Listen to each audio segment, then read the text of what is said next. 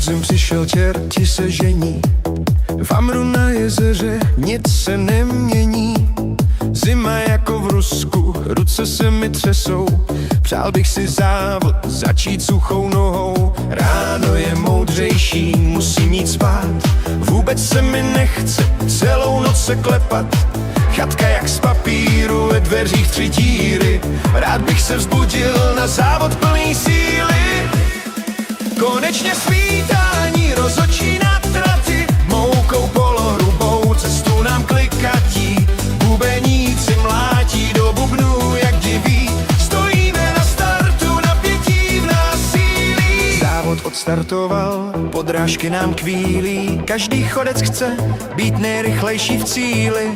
Já šlapu na doraz, kolabujou mi plíce, čert do ucha šeptá, trénovat si měl více. Les se blíží, je klid, tlukot holí utichl, nás vítá jak v hororu dlouhý chrástenský vrch. Jak hurvínek do války, na závod jsem přijel, co je peklo na trati jsem vůbec nevěděl.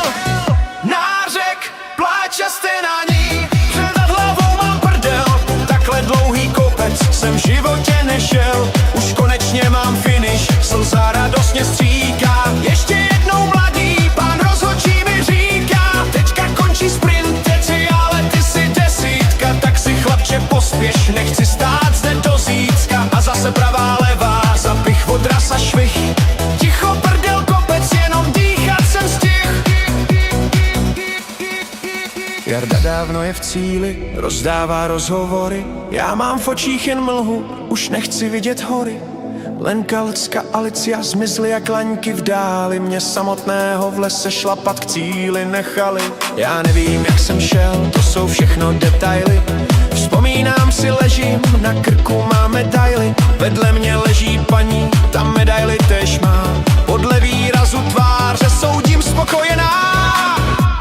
Kdybych vůbec tušil, proč ten Hamry je čerťák, tak od Kutné Hory trénoval bych jinak.